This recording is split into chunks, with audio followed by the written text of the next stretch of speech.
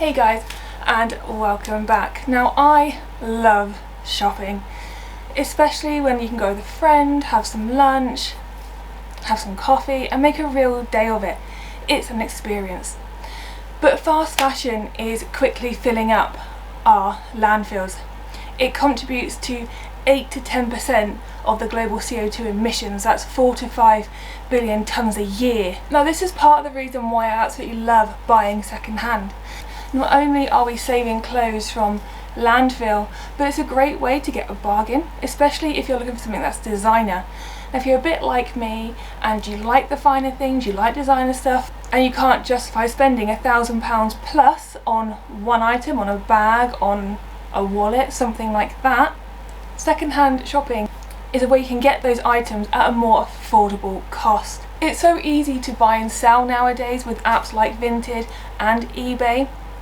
But there are slight differences between those two, between the fees, between the upload and the experience that you are going to get. And that's what I want to talk about today, the differences between buying and selling on second-hand platforms. Now I don't use Depop, I am signed up to it, but I've never bought or sold through it, so I'm not going to be talking about Depop today, as I have no experience and it would be unfair for me to give a conclusion and opinion at the end. I've been using eBay since around 2009 and I started using Vinted back in 2013. Now initially this was just buying things, so I would buy clothes or shoes, accessories, books off of eBay, and then when Vinted came around I started to do a lot more of my shopping for clothes, especially on Vinted. I did start to sell back in about 2020, 2021, and I did use both platforms and I did have different experiences and thoughts about both as well.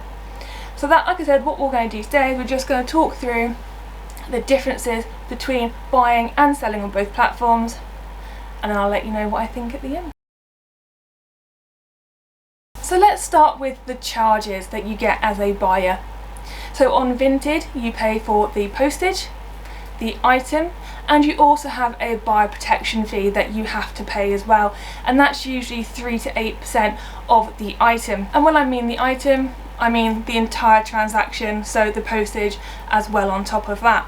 The buyer protection fee covers you in the event the item doesn't turn up, it's damaged, or it's significantly different to what it was advertised as. eBay charges for the item, the postage if applicable, because some items are free to post on eBay or free to buy postage, but it also has a protection scheme as well called the buyer protection guarantee. Now this is free for buyers, you're not going to get charged for this, and again it covers you in the event of the item not arriving, not being what you thought, and it will even cover you if the seller does not offer refunds as well. So next is authenticity checks. Now like I said, I like to buy designer items, but you want to make sure that you are getting something that is genuine, and when you're buying second hand from someone, how can you tell that the item you're buying is actually what it says it is? eBay and Vinted, they both have authenticity schemes, but they do vary slightly. So eBay has an authenticity guarantee, but it is important to note that if you're buying or selling, it is independent from any brand sold on eBay. Items that qualify for this have the authenticity guarantee badge. What happens is once you buy the item, it's then sent to the authenticators and they review the listing, they do some checks on the item, and then they ship it with a card or a tag, and then it is yours. In the event that the item turns out to be fake, you'll get a full refund and the seller is then notified of what's happened. Vinted also has an item verification service. This one's optional and it is a paid service. It is £10 per item. It is on selected items only, however, so do double check. It will say, there'll be a little banner on the item to say that the item verification is available for that particular product or piece of clothing you're looking to buy. This service is free for the sellers and it does cost £10 for the buyers. Again, it goes through a very similar process as eBay to actually authenticate the item. However, if you find out that the item is fake, as the seller you get your money back. The item gets sent to the buyer and then they are prevented from re-uploading it. However, if the seller is found to be doing it a lot and actually trying to pass items off as fake, their account will get deactivated, they'll be banned from Vinted. As with both, there are further terms and conditions that you may want to check out, because there are certain restrictions on the brands and the type of item that is eligible for this service, so do always double check it's eligible for the service if you want to use it before you purchase anything. Reviews. Reviews are a massive thing on secondhand platforms, or on selling platforms, on most things. Reviews are word of mouth in a way, and they will either help you sell or stop you from getting customers going forward. If on Vinted, once as the buyer you've received your item, you click everything is okay, and that releases the funds to the seller. At that point you can then leave feedback, and it's up to you if you want to leave feedback. If you don't, Vinted will leave a positive review automatically for you. There's no comment, it's just a 5-star review. If you cancel the item, either as a seller or a buyer, then again, negative feedback can be left. You can go in and delete this if you want to. You can edit it as well. Maybe you feel like it wasn't fair, maybe there was extenuating circumstances as to why an item couldn't be sent. You can go in and amend that as you need to. With eBay, the feedback is positive, neutral or negative, and it's completely optional. eBay will not be leaving reviews on your behalf. They just don't really get involved that way. So my top tips for buying on these platforms: never be afraid to make an offer. What's the worst they're going to do? Say no. With Vinted, you get up to 5 offers a day that you can put through. With eBay, I know you can make offers, but I'm not 100% sure if there is a limit on that. A lot of sellers will put the price a bit higher than they plan to get and try to meet somewhere in the middle, so there may be a bit of back and forth between you. If you don't want to use your offers, definitely do contact the seller and just ask, are you willing to take this amount for it, or what's the lowest you can go, can we meet in the middle? And that way you may be able to get an even bigger bargain. With Vinted in particular, you are able to get your item sent to your house or to a pickup point, such as an in-post box. Choosing this option can be really good if maybe you live in a flat, maybe you're not going to be home and you really want to make sure the parcel is taken somewhere safe and left for you to pick up. The only thing with this is that you are then given just a set amount of time to go pick that item up, so you may find a bit of pressure there. Some sellers only add 1 or 2 photos to their listing, so never be afraid to ask for more photos, especially if maybe you want a different angle or a different lighting. When something is listed, say as red and it looks pink, I always ask, can I just see some photos in a different lighting, just so I can make sure that it is actually the colour I think it's going to be when it arrives. It will save disappointment for you there. If someone is selling something that seems too good to be true, it probably is. I've seen so many bags, mulberry bags in particular, listed for £30. I've then gone check the seller, they've had no reviews, they've got no other items posted, and they've been a member since this year, for argument's sake. At that point, that is not real, that is someone trying to scam you. Step back off from that sale.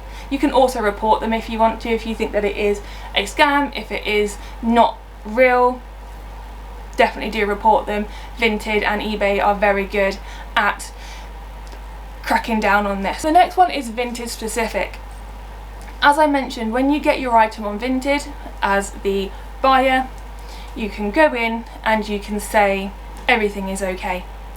Do not click this until you've actually checked your item through. Once you click everything is okay, the money is released and given to the seller. Not only that, but the buyer protection ceases at that point. If you have any issues, you'll have to go directly to the seller and try and sort it out between yourselves. Whilst you're under the buyer protection and you need a refund, something's not right, Vinted will work with you to get back the postage and the buyer protection fee and the item amount, so you will get all your money back. When you're out of that umbrella, that safety net, the buyer doesn't have to give you back the buyer protection or the postage as well.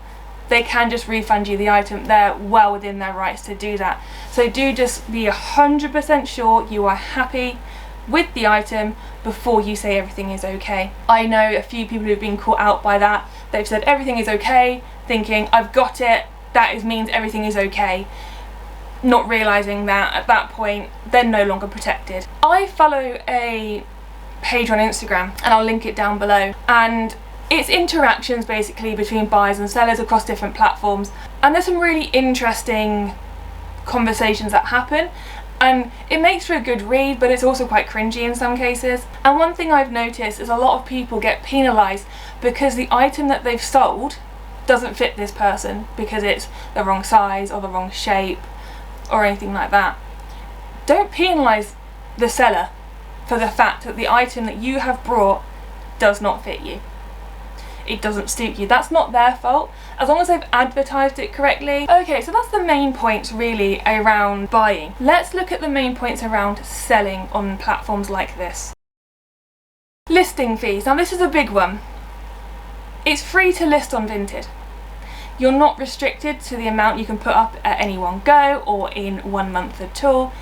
It's really straightforward. There's a lot of categories to enter on any of these as you go anyway, so the material, the cut, the colour, and all this is just really helpful. It will help people find your clothes, because if they've got a particular search word in, so say leather, and you've got a leather bag and you put that all in, that will all come up for you as well. So it's in your best interest to put as much detail in as you can, especially if it's a more expensive or more premium item. eBay does have listing fees, however these only come into play if you exceed the 1,000 free items you're able to list every month. And if you're selling your own personal items, your own clothes, your own bags and shoes, I highly doubt that you're going to get over that 1,000. If you do, however, it's 35p per additional item. eBay also has final value fees, and these are calculated at 12.8% of the transaction, and that includes the final item price, whatever that is. Also includes the postage, the taxes, and if you've opted for any additional upgrades, so boosts, for instance, on your listing, that's also included in the 12.8%. These are automatically deducted from the sale proceeds for you, and then whatever is left will be sent to you. If your item doesn't sell on eBay, that's fine. You don't usually have to pay for those final value fees either. Listing cycles and re-uploading. On Vinted, once your item is live, it's there until you decide to hide it, delete it, mark it as sold. It will just sit there. It's not on a timer that, you know, it's only there for a month and then it'll be taken down. You have to re-upload it. Re-uploading on Vinted, however, is a little bit of a pain. If an item, for instance, sells and it then gets cancelled for whatever reason, maybe someone said, actually no, I've changed my mind, what will happen is that the item will just sit at the bottom as sold, and you'll have to re-upload the whole thing again. All the pictures, all the information, all the options you selected. There's no way to easily select re-upload and it appear, unfortunately. That can be quite frustrating, but it's just the way Vinted works. With eBay, you have 8 cycles of your item being automatically re-uploaded for you to save you having to go in and manually do it. However, if you get through those 8 cycles and it doesn't sell, it then moves into the unsold section of your account, but eBay makes it so easy to re-upload. You can just select re-upload and all that information is sent over for you already. There's no need to redo anything again. Postage. There's a big difference with postage when it comes to Vinted and eBay, and these affect you more as a seller than they really affect you as a buyer. When you sell an item on Vinted, the person you're selling it to will decide if they want it to be sent to home or they want it to be sent to a safe place.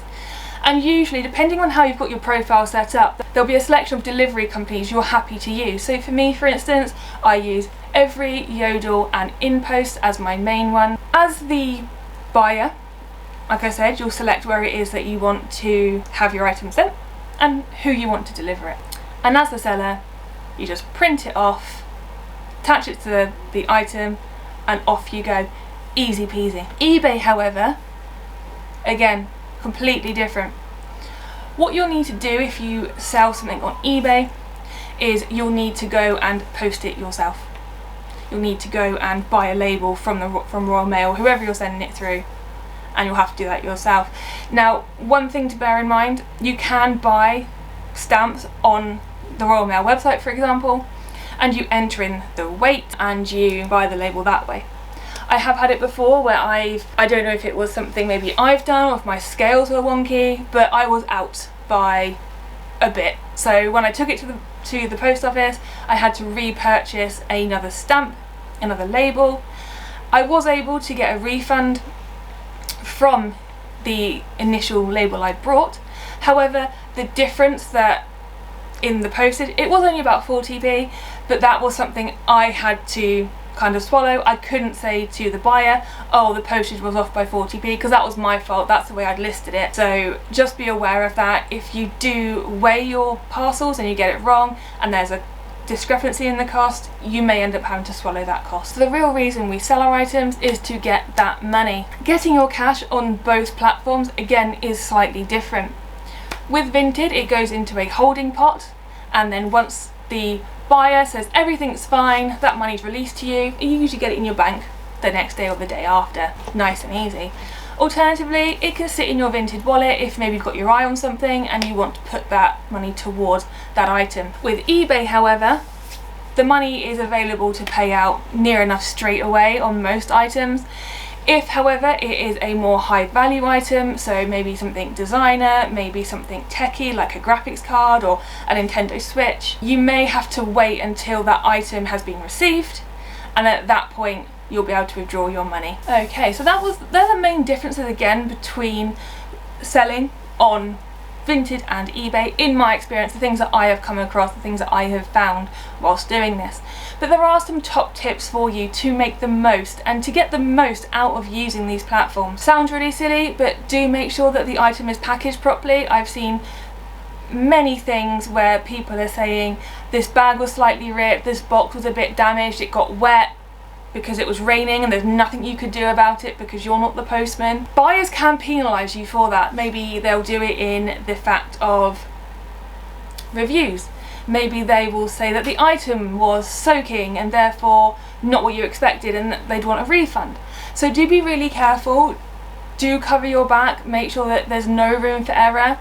If needs be, double bag something, double bag it in a box, put the box in something, whatever it is. Just be really careful with how you do it, because as I said, some buyers out there, the item will be perfectly fine, but they will still rally to get a refund from you anyway. Like I've said before, do leave a detailed description, but take loads of photos. Take it from every single angle in lots of different lighting. If you're comfortable to, take it whilst you're wearing it, or put it on a mannequin if you can, to show how it fits and how it sits as well. If there's any stains, defects, holes, marks, be really specific in the description. Say marks shown in photos, and then have the photos of the marks as well. It just covers your back. If you're from a non-smoking, non-pet home, write that as well. So obviously I have a dog, you guys have all seen him. So I don't put non-pets, I do put non-smoking household, so people know the item won't turn up smelling like smoke. If you wanted to as well, if you were feeling particularly kind, you could always wash the item before you send it. And also a lot of people do, and it is really nice as a buyer to receive this, is you get a little note, a little thank you. And I've had things like Haribo sent to me as well before, and that was quite a nice little touch, especially around Halloween. Leaving feedback for a buyer is really important.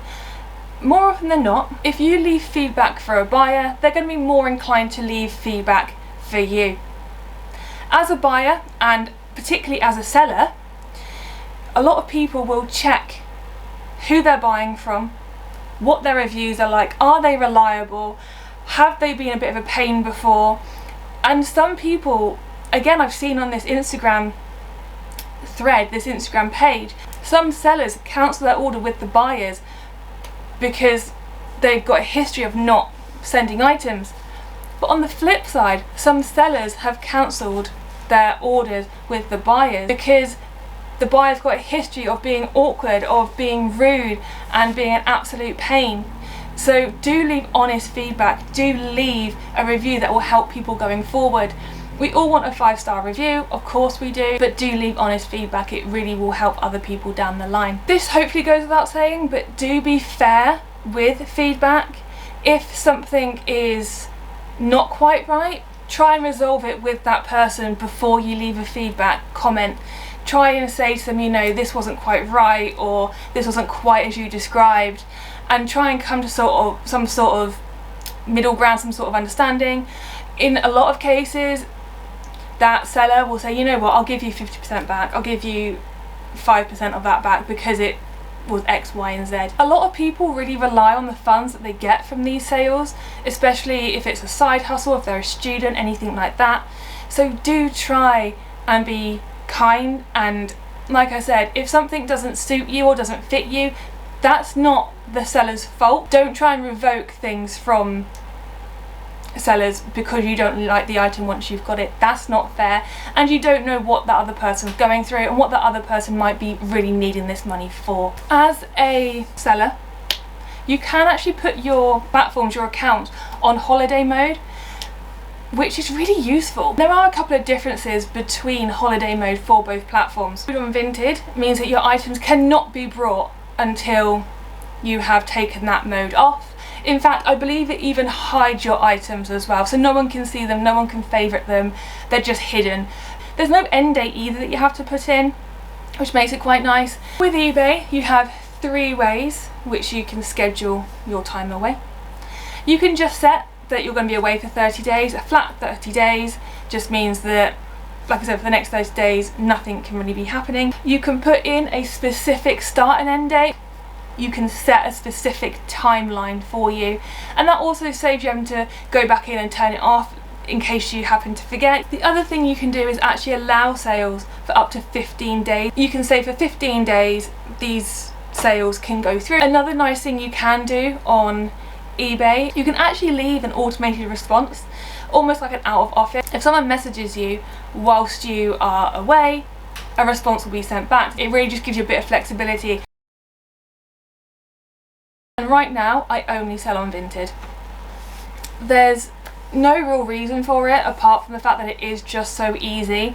I can just leave my item there, I can make offers, I can have direct conversations with people. The ease of the label being generated for me, the fact there's no fees as a seller, is a massive appeal. That's really why I sell on Vinted more than eBay now. Buying, I do tend to do both. To be honest, most of my clothes, most of the things that I buy secondhand are from Vinted, but there are other things that I have brought from eBay, things like books, DVDs. Again, there are things like shoes that I've brought from eBay as well, and recently, but my go-to is Vinted. In fact, 80% of my wardrobe is actually secondhand, and more often than not, that is all Vinted purchases that I have done. On eBay, however, there are some really interesting things to look at. Some of your favourite brands will have outlet stores on eBay, such as Superdry. Now that is one I've used multiple times. The eBay Superdry store is a factory second store, basically. So the item that they're selling has got a small defect. That means they can't sell it online or on the shop front. The defects are usually things that you really have to look for. They're not obvious, they're not a massive hole, it's not that half the word is missing. If you do have a particularly favourite brand, do have a Google and see if you can shop that outlet on eBay. So do definitely have a look on eBay for those outlets. So that's all I've really got to mention about secondhand shopping, guys. I hope that it does inspire you to at least look at buying secondhand. As I said, it will prevent items from going to landfill, it's going to be good for the planet, it's good for your wardrobe, good for your wallet, and sometimes you can get more expensive items like these boots that I probably wouldn't want to pay full price for. But thanks so much, guys, for watching today. I'm going to be trying to post every week going forward. Please do hit that subscribe button and that notification bell. It's completely free and it does a lot for me. Do comment as well if you use any secondhand sites, if you've had good experiences or bad experiences. But I hope you guys have a great rest of your day, and I'll see you in the next one.